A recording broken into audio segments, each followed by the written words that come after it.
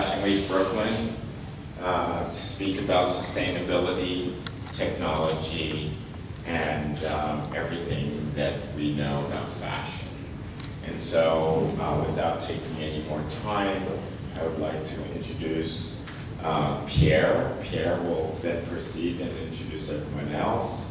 And we hope that you really enjoy this discussion because it's really passionate to me, and hopefully it'll be the same to you as well, because in this industry of fashion, we do appreciate the environment, and this is a discussion of how we can help the environment at the same time looking fabulous. So let's help make that all happen. Okay, without taking any more time, I introduce you to Pierre. Thank you very much, Pierre. Where Pierre?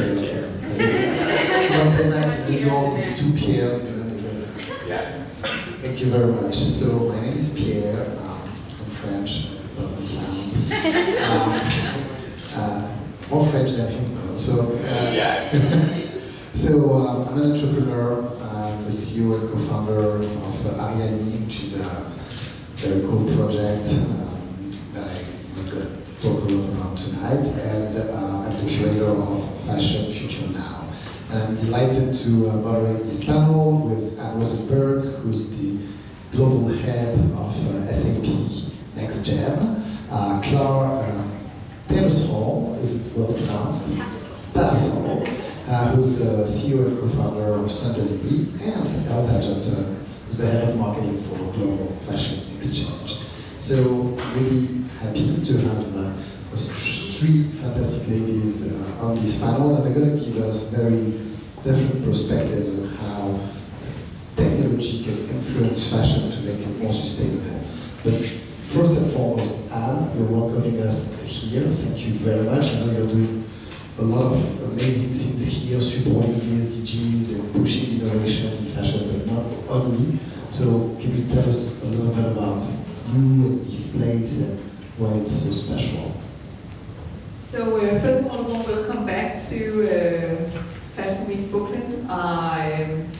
We, from the beginning, have been very inspired by what Fashion Brooklyn is doing, and in general, the whole theme about fashion. Some of you here have been here before. You know that this floor is about innovation with purpose. And we drive all different kind of conversations, from fashion to farm to table to sustainable, anything across the 17 global goals, and foremost diversity and also public-private partnerships. But the thing about fashion, beginning of the year, we launched actually at the World Economic Forum the Global Fashion, Sustainable Fashion Agenda. And then we, a couple of weeks afterwards, we actually went and we went into the Fashion Week here in New York, and there was global conversations that we were driving here out of Frontignac, but also over at United Nations. And you can say, why is it that we as SAP are driving this conversation? So it's very clear, most admired, most retailers in the world today who deal with fashion actually run SAP. 77% of the world's transactions are run by SAP, and by that, most retailers that we all use and engage with daily are supported by SAP. And 86% of the world athletic footwear, wherever you have sneaks on, they most likely has been supported, produced by a vendor that is running SAP, and 63% of the world's brands jeans is supported and produced via SAP. So SAP have a big footprint in the fashion industry, whether it's a retailer, whatever it's a brand. And what we really want to make sure that we drive a conversation in that industry is that we think about the supply chain, we think about the fabric, we think about the working condition, about producing clothing, and anything around sustainability about clothes. So after we had the Fashion Week in New York here, we actually went to South by Southwest, where we were driving the conversation again. And actually last week with the Conscious Fashion campaign that is led by Carrie, United Nations. We had a big fashion meetup in the space. I think today more or less are running a sustainable fashion conversation every single week here in the space, just like we are running a diversity conversation out in the space. So therefore, it's a very important topic, and I think what we'll hear in the panel speaking about today, I think one of the biggest things about fashion, because you all are engaging with fashion, whatever we are big fashion people or not, we wear clothes every day and we buy clothes. That means that we need to understand what we are part of, and I think transparency and understanding about the fabric of the clothes we have on, or who produces and how it's produced, that we all begin to take some responsibility. So I think that is some of the conversation that we're driving out here of Hudson Yarn, but also at all the big fashion scenes around the world, where New York definitely is one of them. So warm welcome to Hudson Yarn. Thank you very much. So Claude, tell us about you, who you are, and what you do. I'm Claire Tattersall. I am the founder of Formulary. We're a group of artists, engineers. So I founded Fundability 10 years ago with the goal of showing that high tech and high fashion can make the world a better place. We built our own fashion design software so that you can go from sketch to launch entirely in the virtual space. Our goal was to get rid of all the waste, paper, fabrics, time, costs for emerging designers in the garment industry. And now I spend actually a lot of my time working with students. I teach middle schoolers and high schoolers how to create wearable technology. They're a really exciting group to work with. They get everything. So when we talk about what is fashion tech, they understand just the enormous breadth of the conversation, really, so much more easily than we do. They're very innovative. So before they even get to college, so that's really cool. Elsa, tell us about you. Hi, I'm Elsa. I'm head of marketing and strategic partnerships with Global Fashion Exchange. Global Fashion Exchange is a sustainable fashion platform changing the way we shop. We started a global movement with our signature GFX swap, while providing content through our media channels, cultural experiences around the world, and creating ethically produced products, all for the goal to close the loop in fashion. One of our big goals was like, what can we do to really change the way people think and the way people do with fashion? And one way was to get people to stop throwing out clothes. And to change that behavior, we realized we had to like inspire and educate people, which is how the GFX swap was born. We started in 2013, and since then we have upcycled and recycled over 1.4 million pounds of clothes and have taken over some awesome event spaces like the Madison Square Garden, the V&A in London, the Federation Square in Melbourne. Just go all over. Thank you very much. So I'd like to ask you, to the three of you, what's your experience using technology to make fashion more sustainable? What have you done? What have you experienced? What have you seen in it? I think it's going to be really interesting because you're really going to have three very different perspectives. Who wants to start? And do you want to start? Yeah, so first of all, technology has been used, of course, in the fashion industry for years. Whatever you're a retailer, or whatever you brand producing clothing, or you produce different fabrics. So that's a known fact. I think the trend that we see now is two-sided. People begin to use data to have more transparency about where was the fabric, clothing produced, who produced it, how it was produced. So transparency is a new big thing, and we begin to analyze the data, and that's where we speak about experience data, brains, product experience, and that is what people begin to educate. I think that people are getting educated now more than they were before about that you don't just buy a piece of clothes, but you actually understand how the clothing was produced. I think that's a change because the data can give you that transparency.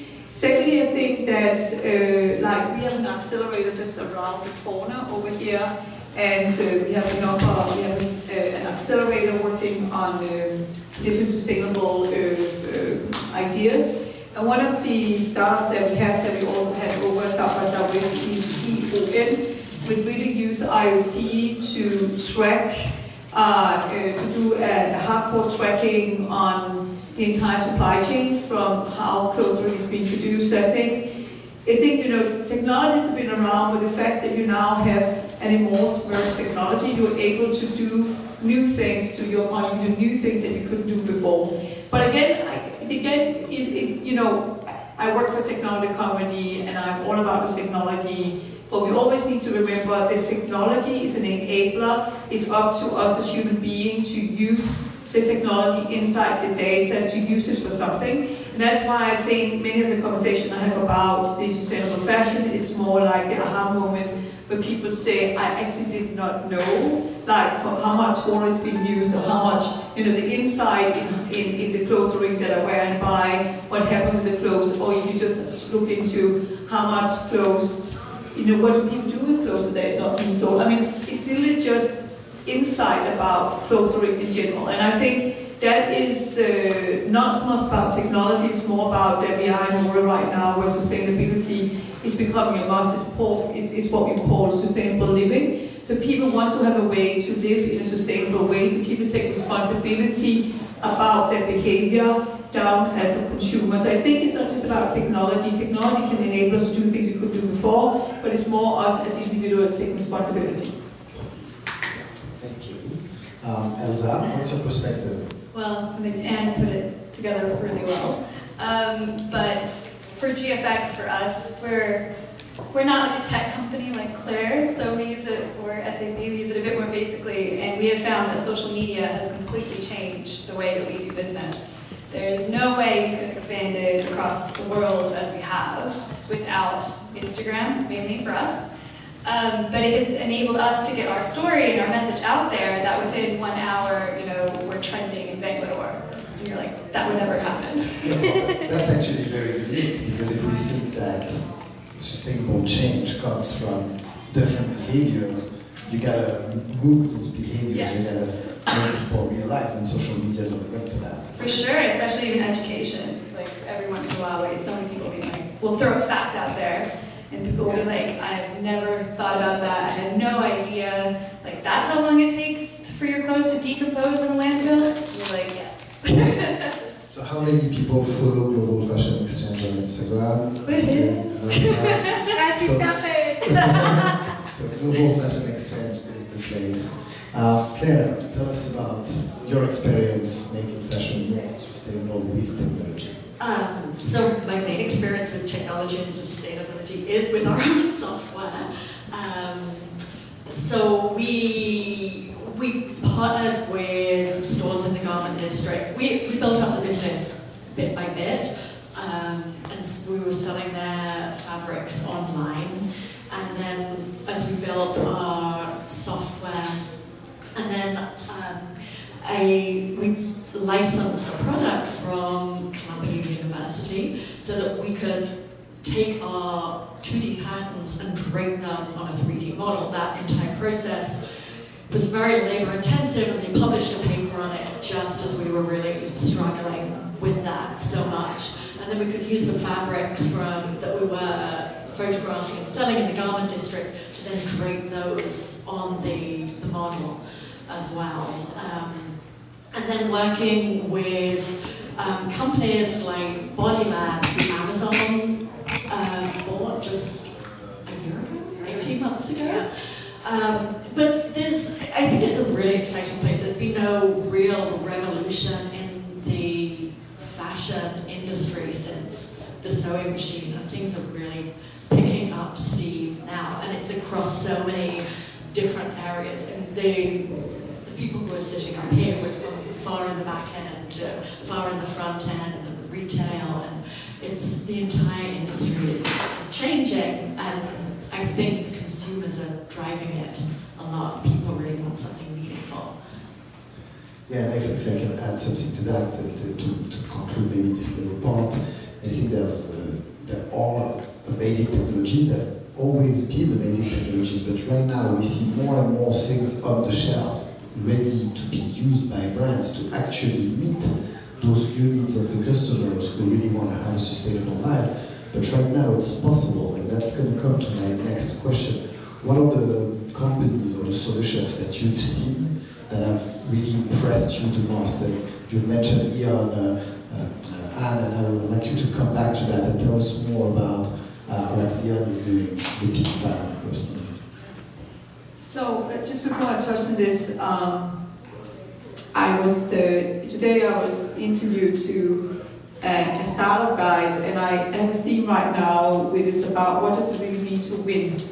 And I address that question to any industries today, to any role today, what does it really mean to win? And you think about the fashion industry right now, what does it really mean to win in the fashion industry? If you are like a startup in the fashion industry, or if you are whatever is within fashion and wearables and technologies, so it's just like you make incredible clothes, or what does it really mean to win? And I think I put it like this here, three dimension, and I'll go back to the startup that is in the space here afterwards, because I actually think they fulfill all of this. Is that first of all, when you build a new business, like as a startup, the product you build, what does it mean for that to win? First of all, to your point, it's above your point, you need to make sure that what you build is not just a cool gimmick, effects, it actually will contribute to a bigger purpose. That is a sustainable product. Secondly, you need to work around your brain. So whatever solution you come up with to the market, you need to make sure that there's not just a great product experience in what you build, but there's also a great brand experience. And if you build a really good product experience, both of you talk about the company you represent, and they are both two incredible products, but they can definitely not stand alone. You have a story, you have a purpose, you have a mission, you hold heart when you speak about it. So they both have a great brand experience. And if you take Patagonia right now, who is an incredible brand, who are taking a stand, and this is what we see more and more brands doing, that both their products have a great brand experience around sustainability, but also as both the product and brand have that. So that's like my advice to anybody who are building a new business or have a business. Make sure that your product and brand have the sustainability within it. Then the third one, and I think is super interesting, and that's what I begin to see is really increasing now, is that when you start up as a startup or whatever you are, an ongoing business, you need to make sure the way you grow your business, the way you grow your brands, the way you scale out to the world, that you do that in a really cool, sustainable way. That means that who do you partner with, who do you associate yourself with, who is your customers, who is your vendors, who do you take money from, who do you invest into you, that you begin to have some rules around this, so you associate them with a network, the right network to be the sustainable company you want to be. So I think that's the three things, and if you take the startup that I refer to, I mean, both their product and their brands is very strong and sustainable. As I mentioned, it's about using IoT for tracking, closer reproduction from end-to-end supply chain, and all the fabric that goes into that production. And I think that they just took a stand and say, we're not just building some cool tech here, we are actually doing it for the good, for a purpose. And that helped them both to have a brand where you give a sustainable brand experience, but it's also both the product and brand who does that. So I think that's some things that you need to think about as a company today. No, it can be fashion, it can be any industry that you're in. Thank you very much. Elsa? To follow that one. Give us an example. I mean, you've said you're all over the world, from Melbourne to London, and I'm sure you see a lot of entrepreneurs. So what have you seen really amazing solutions and startups, or more mature businesses that are really changing the game? Yeah, well, I kind of want to mention two different versions of that. One's a shout out to kind of like the Real and the Runway. Just they're not maybe the most tech advanced, but at the same time, like it has completely changed the way people looked at their clothes, which has definitely helped us. So you know, secondhand is not second best. It's great. So I do want to commend them, but especially as like GFX looks at the consumer side and what the consumer does with the clothes beyond that. When a garment hits the consumer, it's only about halfway through its life cycle. There's an entire part of it that goes further. And a company that I think is really cool, and hopefully they continue, is Evernew. So with recycling garments, like after our swaps, we will recycle a lot of the garments afterwards. And as Greenpeace has pointed out, I think our clothing is 95% of our clothing is recyclable, and we're only recycling about 2% of this. And part of that has to do with many different issues in the industry, and some of it has to do with blends. Like a cotton and polyester blend is really hard to break down and reuse.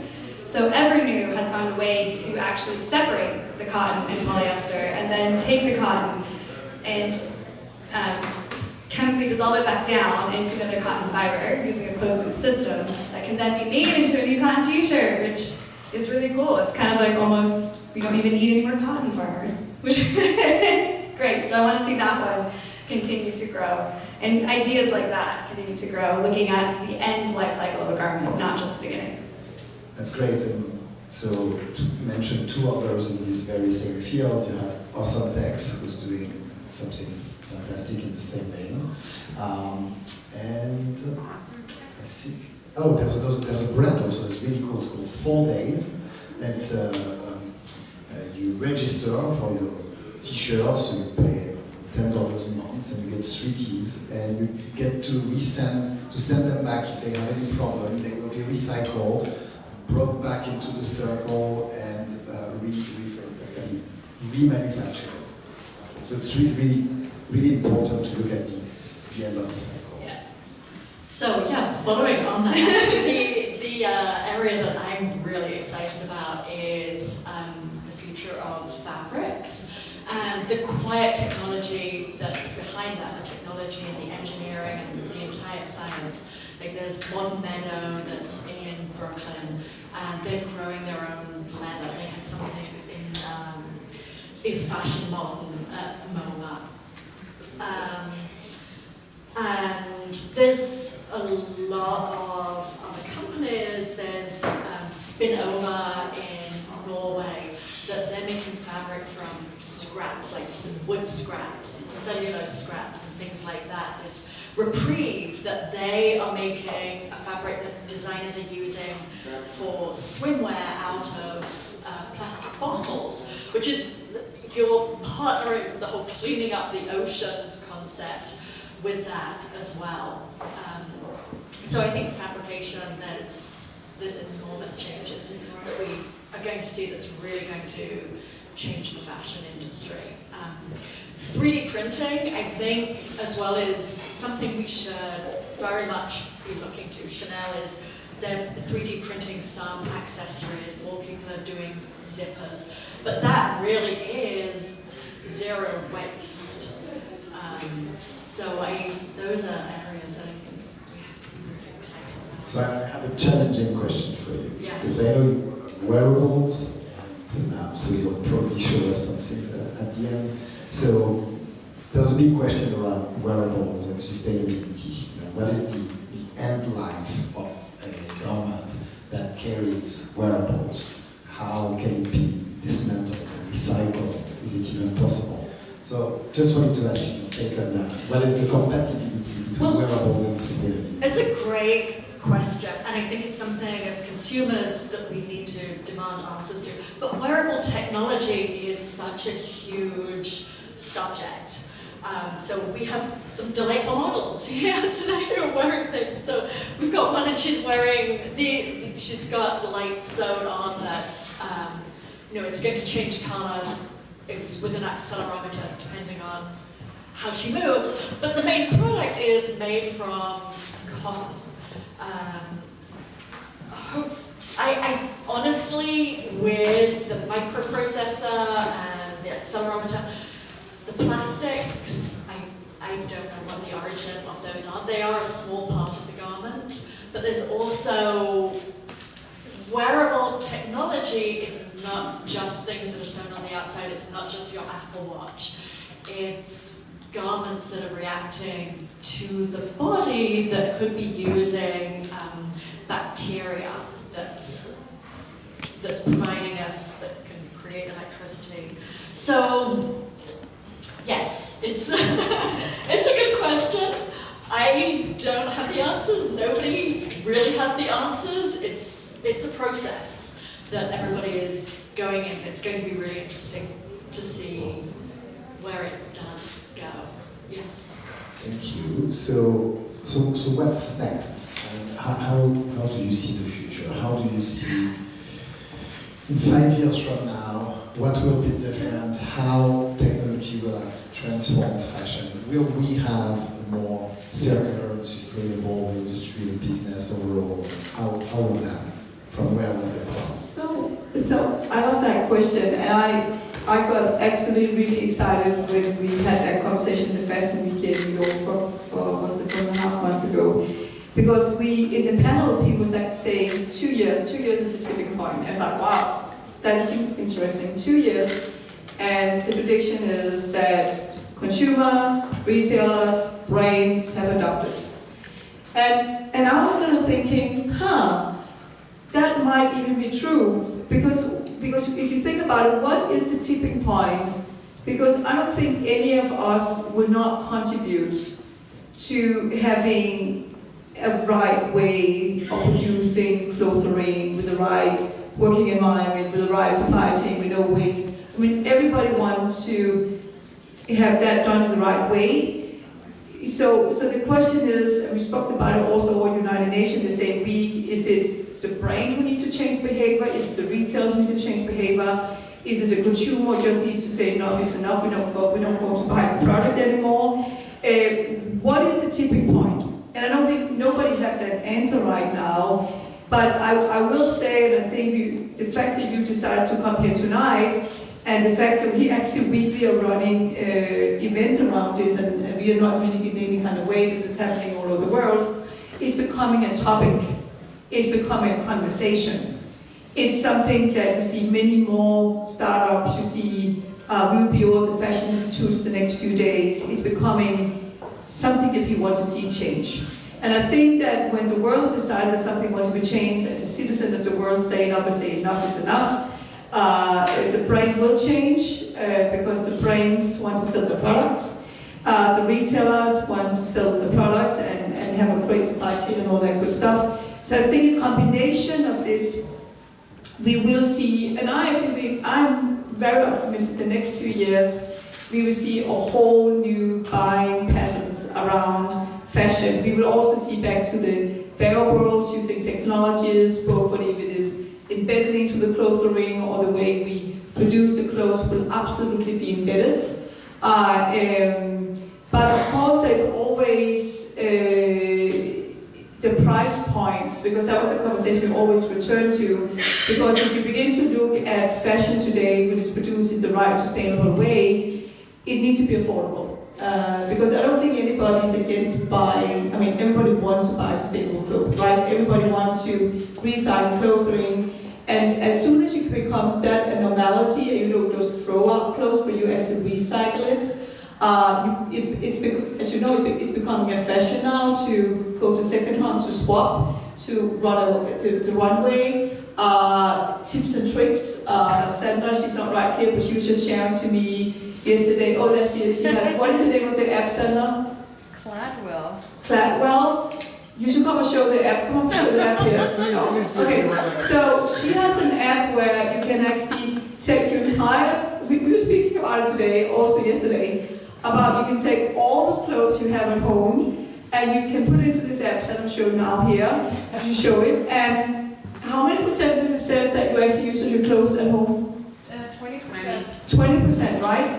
And again, this is about education, it's transparency, it's become a conversation, and to your point, when this happens, people's consumer patterns are going to change. Exactly with this here. This is also not too bad. You ready? Yeah. Okay. That's unexpected. Yeah. So, welcome to Cladwell. I don't work for Cladwell, I work for SAP. But I have this amazing app, and it's basically a closet organizer. And it took me an entire Sunday to put up all my clothes into the app and my shoes. And then after that, it goes in and it figures out what are all the color schemes that you have items in. And today was the first day that I logged my clothes. But going forward, I'll be able to, based on the clothes and the outfits that I've logged, it'll be able to give me recommendations for what I should wear based on the weather, based on the occasion, based on whether it's a weekday or weekend. And yeah, basically using artificial intelligence to run my closet, which is awesome. I So just want to tomorrow say, it's I just want to say, recommending me. That's what I'm wearing today, Yeah, what as you is can it? see. Yep. These boots, these jeans, that cashmere, and then Does it just take a tomorrow, picture of things? yes, It just takes a picture. You don't have to put description or anything. no, it just requires you to say like what color it is, what style it is, but you just check it off the list. So it's like Cher's closet from Clueless. That's a good point, it is. Yeah, so you can see tomorrow it's recommending me these outfits, because it's like, oh, tomorrow it's going to be 62 high or 53 low. So these outfits would be good for that. So I think it's pretty cool. That's the way that I use technology to What's the name of the app? Gladwell. Cladwell. Thanks, Thank you Dan. so much. And the last thing I want to say, because Paso, is that I think when you ask about what I believe is going to happen is that when it's become a normality to apply an app like this, and I think we all thought that was a great idea. Why was this a great idea? It was a great idea because it can save me time in the morning. I realized that I have probably too much clothes that I'm not wearing because only 20% of my clothes I'm actually applying. So I begin to rethink that maybe I need to have another strategy about my huge amount of clothes that I buy. Another thing is that I actually maybe begin really to use the clothes that I have at home, right? Instead of always we have this thing that you go and buy new stuff because you can't really, you don't have the transparency of what is in your closet. So I think back to the whole thing about your behavior, in the end, it's about education, transparency. Using that app, it will benefit my busy life, my fashion style. So I think a combination of the tipping point, buying behavior, buying pattern, conversations with people. So what I've heard in the fashion week, 2 years, and we will see a big change around this topic. 2 years. Elsa? Wow, 2 years. Like, all right, let's do this. Well, for me, I would love to see more, as I've said, like ever new, more clothes recycling tech that has come about, as well as hopefully lowering the cost, because that has been a big thing that I've seen and struggled with, and I've seen where a lot of people, even my own family, cannot buy or get involved in sustainability because they can't afford it, and they don't really understand why. Like they do, they all actually work in sustainability, but they just can't afford $400 on a t-shirt. So seeing that change would be amazing. And you also mentioned that brands and consumers and retailers need to change. I just want to throw in that I think policy needs to change, and I think rounding up all four of those together, we'll see a change in 2 years drastically with sustainable fashion. But on GFX side, Policy is changing. Policy is changing, it's getting there, it's getting there. I think the UN SDGs has been a big driving force in really easily showing consumers and governments to be like, these are the areas that we should be changing and what can we do about it. But as I was saying on the GFX side, we have talked about and thrown out the idea that within a few years, what might happen is we would love to be able to RFID track some of our clothes in the swaps. So there's been a few companies like Avery Dennison who has like a magnetic tag that you can like log in and track the clothes. So it'd be really interesting to see an item that was made in Bangladesh, sold in High Street of London, swapped in New York, ends up in Mexico. And we'd really like to see that story because we've seen that the story is what sells people to sustainable fashion. It's what people really get involved and why would they want to be involved in that company, be involved in that brand experiences. It's really all about the story. So we'll see how RFID tracking and blockchain all works out, but it's something that we've thought about and can really see changing, especially in like the secondhand market, being transparent about where all these clothes are coming from. You might get some help from here and there, connected yarns. Of course. Okay. So on the production end, actually, there is potentially a major divergence about to happen. So on the one side, you've got people like me who build software that you design on and then you cut that out and you sew it. And you've got companies like it's software, W-E-A-R, that they're attempting to automate sewing because everything that you're wearing is handmade. It's somebody sitting behind a sewing machine. So they have been working for years to automate the entire sewing process, which has its hiccups because fabric is soft and movable. And then on the other hand, the other fork that everything is going in is 3D printing, which we've talked about before, has the zero waste, the development of fabrics that you can print with as well. I think the future of biofabrication is super interesting. But I do think actually something that we have really to look to for where the future is coming from is perhaps the outdoor and the athletic industry. They're really innovative. And you've got companies like Patagonia who they're not only trying to change their fabrics and their processes, but they're also buying up huge tracts of land in Chile, which they're returning and making state lands. I think that really puts sustainability in a much bigger picture about what everybody's doing. Yeah, and in terms of automating, sewing, two companies to mention, Unspun, which is based in San Francisco, great team. They won an H&M Change Awards a couple of years ago.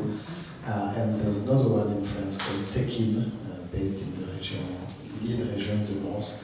They are both working in software and hardware to automate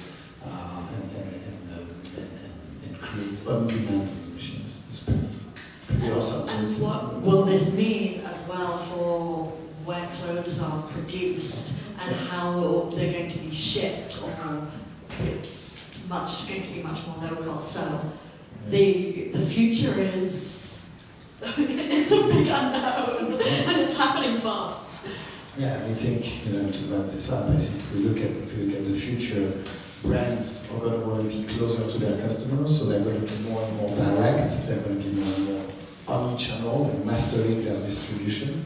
They're going to be more and more vertical from their client to the yarn. That's going to be one of the operation, and they're going to be transparent and circular. And I guess if we get there, we'll probably have a way better and more successful business where success and sustainability, and I would say responsible success, is the rule and not the exception. Thank you very much. Do you have any questions for our panelists? Yeah?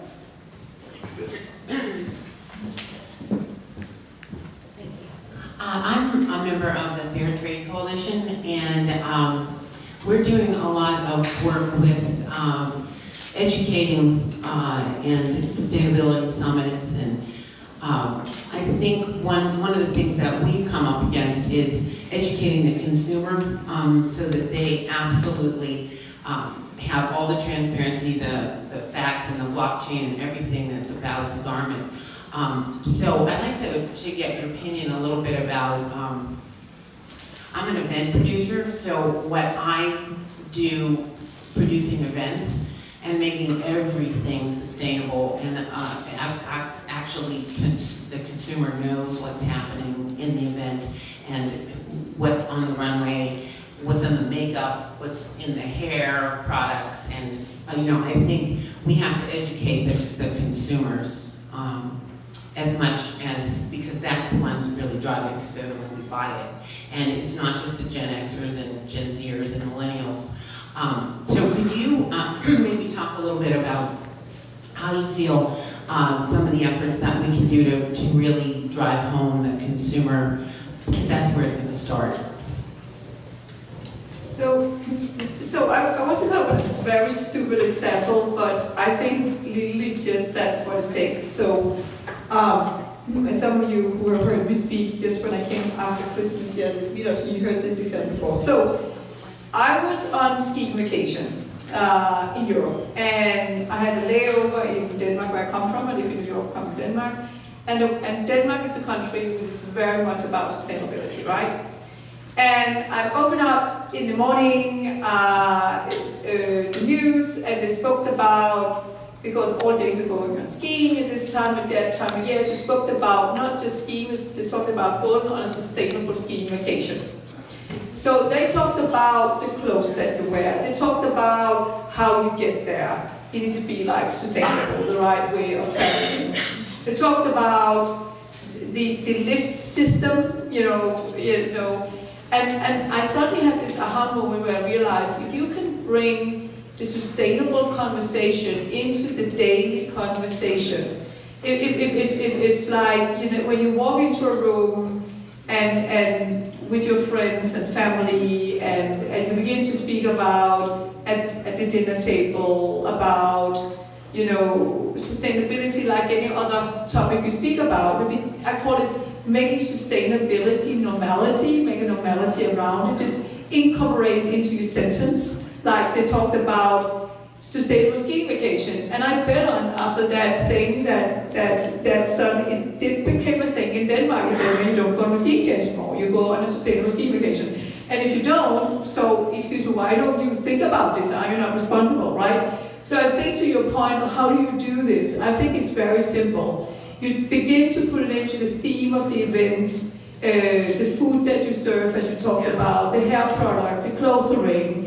You put it into the agenda, you know, the different agenda topic. You ask the speakers. I do that a lot in the beginning. So we've been running this space here for a little bit more than 2 years, and it's all about innovation with purpose. And I said that it must be purpose. It must be linked to 17 global goals. So I ask people, so if you just go to come and speak about cool tech here, I mean, that's great, but it needs to be linked up to the goals. And then, oh, we didn't think about this. I said, then go back and come back again when you kind of have mapped that out. So I think I think you just begin to put, because nobody's against that conversation. When you walk into this floor here where we had many visitors, the first thing I say to the people coming in, this floor is about purpose. You know the 17 global goals. And if they don't know the 17 global goals, they get a small education with global goals. Then they know purpose and know CSR, they know, you know, some of the topics, and I begin to talk about the framework. Does that make sense? So you really just embed it into conversations. I'm thinking of making a step and repeat the SDGs. Honestly, yeah. Do that. I will say I can attest to that. My family hates throwing parties with me because every time I go, that's sustainable. Yeah.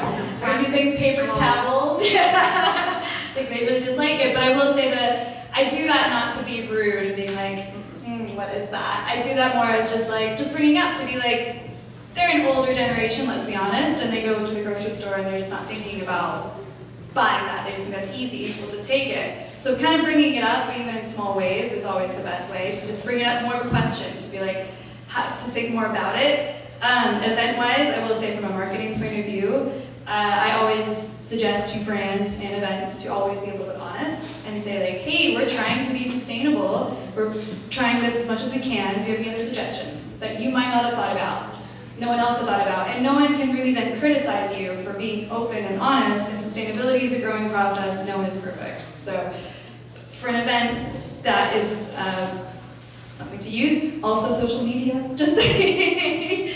I mean, you can always highlight the sustainability you're doing with that event as well through that platform. Well, since you raised the generation gap as well, I think that is really relevant because I work so much with middle and high schoolers, and they are hungry for this information, and they're very aware of, they are growing up with global warming being a reality and they're not questioning it. And they are so open to this information. So while they might not seem like your consumers at the moment, they do actually drive the purchases in the family to a very large degree. And they are the future as well. So I would say start with the young and make them your voice, because they're also really willing to go out there and advocate for causes that they care about too. Thank you very much. So maybe we'll have a couple more minutes. As well, a small crowd, I guess. If you have specific questions for Anne, Elsa, and Claire, hope they will stay a couple minutes. So thank you very much to all of you. It was a pleasure to moderate this panel. Thank you, ladies. It's really Thank you. Can I do one shameless little plug for GFX? We have our next walk for Fashion Week, April 23rd in Union Square at 2:30, and we'll be a rally. So hope to see you guys there.